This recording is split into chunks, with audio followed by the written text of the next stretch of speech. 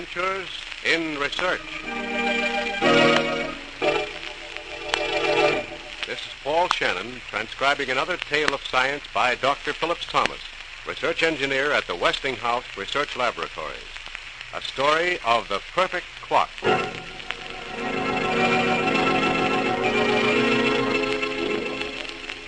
The year is 1700, the age of exploration. Seafaring men are subduing the terrors of the unknown reaches of ocean, charting new maps where once were only expanses of unknown, and ever pushing back the unplumbed vistas, where once only the legendary sea monsters lurked. But there was danger, constant danger in the strange, unknown reaches of all the sea.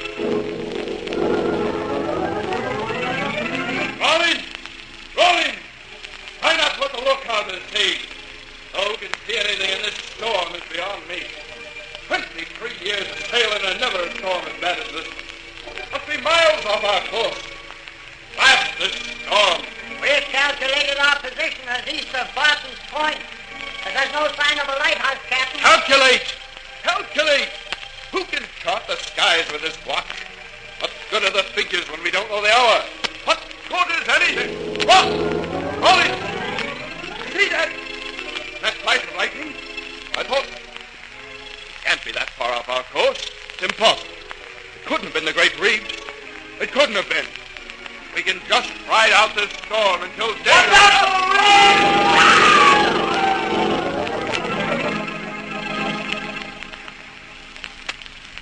And Lloyd's of London tolls the bell for another ship lost. Lost with all hands on board to the jagged fingers of the Great Reef. What good are lighthouses, or charts, or calculations, when the storms can blind and block the best of man-made navigation? Old seafaring men scanned the skies for favorable signs, muttered seamen's shanties to bolster their courage. But the King of England scanned more than skies. He scanned the minds, the finest scientific minds of the empire, for an answer. Sir Isaac, the future of English exploration is at stake. I've heard the news, Your Majesty. The Venture was lost this morning. That's 5 ships in less than a fortnight. I've called on you because you're a scientist.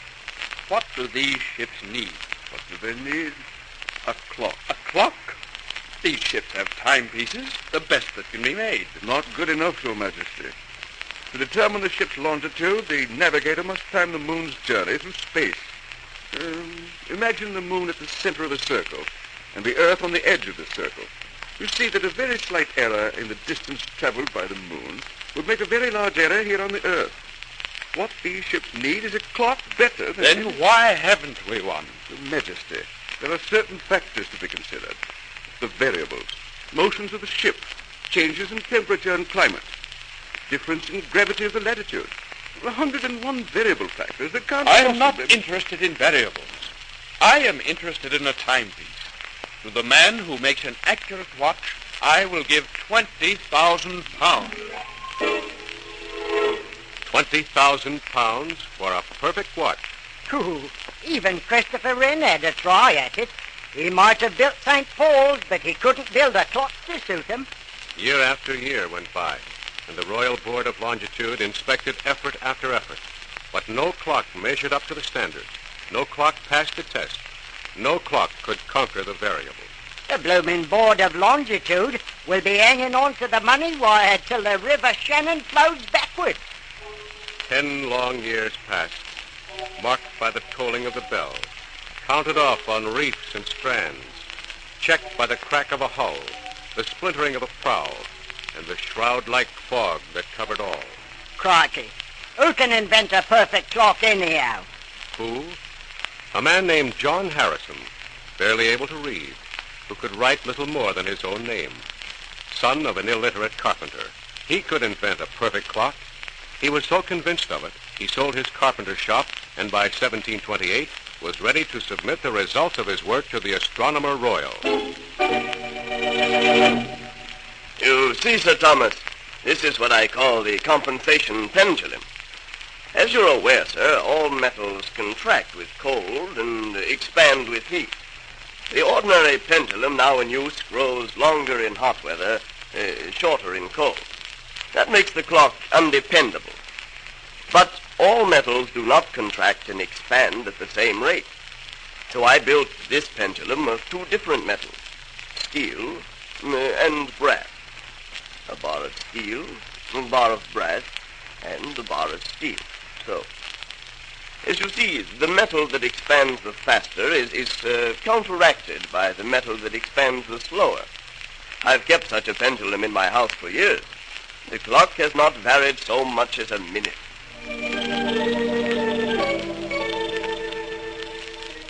Sir Thomas Halley, Britain's Astronomer Royal, looked with favor on the doughty ex-carpenter's weird idea. And John Harrison went home to build a clock and applied to the Board of Longitude for the 20,000 pounds. 7 years of hammering, tinkering, taking odd jobs to get the money to live and buy materials, learn new skills, all for a perfect timepiece to frighten the fog, cheat the oceans, and win 20,000 pounds. And so it came to pass in 1735 that eager, unlearned John Harrison, son of an illiterate carpenter, went before the Board of Longitude to demonstrate his perfect clock, the chronometer. And the Royal Society said, Extraordinary. And this spring here, Doctor, is another compensation. As you know, when you wind a watch, the mechanism stops during the process of winding. This extra spring I've added keeps the clock working while you wind it. It loses no time. Extraordinary. I know, Doctor, the chronometer will work at sea. I've had it set in a special frame and tried it on a seagoing barge. It worked accurately. The principles of this invention promise a great measure of accuracy, yes. I will give you a certificate to that effect, signed by myself. A certificate? But what about the 20,000 pounds? My good man, the Board of Longitude has seen hundreds of clocks and watches and timepieces and chronometers. Many of them had merit. We'll have to see if yours can pass the test. And then perhaps, yes, they're really quite extraordinary.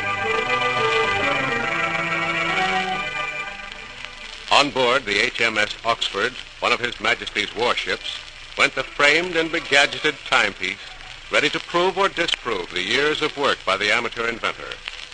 The sea was calm, the skies were fair, and what if the captain seemed a little indifferent? He had seen many of these metallic gewgaws taking their single voyage. The lookout cried, "Land ahead!" And the captain smiled. It would be Star Point they were nearing. The figures of the navigator checked. Star Point it was, and... I beg to differ with you, gentlemen, but my figures say it's not Star Point at all. It's Lizard Island we must be nearing. The captain shrugged his shoulders. He could understand the little man's enthusiasm, but after all, he knew the ocean like the palm of my hand. And, good heavens, Newbury Lighthouse. By all that's holy, the man's right. We're coming to Lizard. When we reach port, I'll give you a letter outlining the success of this clock.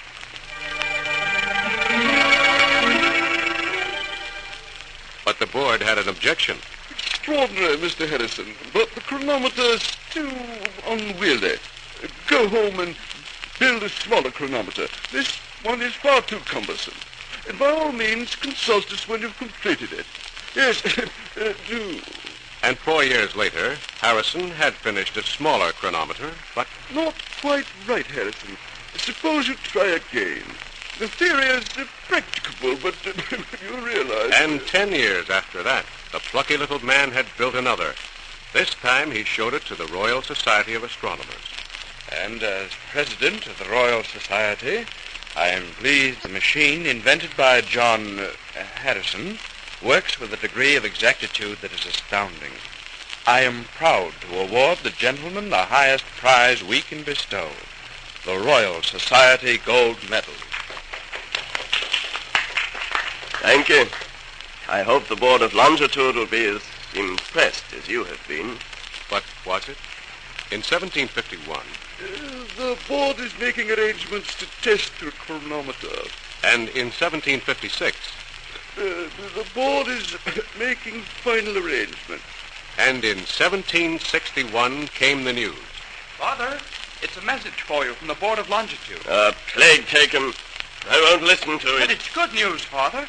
They say your chronometer will be tested on the Dorsetshire, bound for Jamaica and back to England on the Deptford. They want you to be ready to sail in a fortnight. Now they want me to be ready. After my waiting for them for how many years, I should be ready in a fortnight. So John Harrison sent his oldest boy, William, on the journey. He sat at the window waiting for news of the Deptford. He'd waited a long time. He could wait a little longer, a little while longer. And finally, William returned with the good news that... Father, the chronometer worked to perfection. It was tested by all the big scientists in London and found to be correct within 5 seconds. 5 seconds. 5 seconds. I suppose they'll want me to rebuild it again to make up for that 5 seconds. They were all very pleased, Father. And they recommended to the Board of Longitude you be given the prize money. And the Board of Longitude finally replied, The Board of Longitude will take the matter under advisement. But though the Board of Longitude was a bit forgetful, others were more appreciative of John Harrison's perfect clock. Father, it's a letter with a royal seal from the King of Sardinia. Read it, William. My eyesight has failed along with everything else, I guess. Father, you're not... Yes. I'm an old man with no spirit left in me. I've been a failure. Listen, Father. It's an order from the King of Sardinia for 4 chronometers. He'll pay you £1,000 apiece. What? A foreign country does that? And the contemptible Board of Longitude... Here, give me a paper in quill. I'll write to that Board of Longitude a letter that'll scorch their ears off. I'll tell 'em.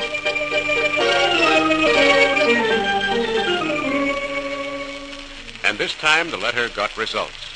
The board sent Harrison half the prize and promised the rest if one more test was successful. This time the trial was made by the great explorer, Captain Cook, in his memorable voyage around the world. Cook reported to the Royal Society afterward. Gentlemen, on this voyage, I have not only worked as navigator, but as mathematician and astronomer. I was invaluably aided in all this work by the wonderful instrument, the chronometer. Without it, I would have little of value to report to the scientific world. And to patient John Harrison came one last bit of good news. The Board of Longitude is sending the remainder of the £20,000 to John Harrison for his extraordinary invention. The Board of Longitude has worked diligently, unceasingly, and with all possible dispatch to discover the perfect clock. We trust we are not rash in deciding in favor of Mr. Harrison's chronometer. The good doctor had no reason to fear the hasty decision. John Harrison's chronometer is still in working order today at Greenwich Observatory, while ships steer safely and surely because of John Harrison's achievement in science, his assurance of patience, his adventure in research. And that's today's story by Dr. Phillips Thomas, research engineer of the Westinghouse Research Laboratories.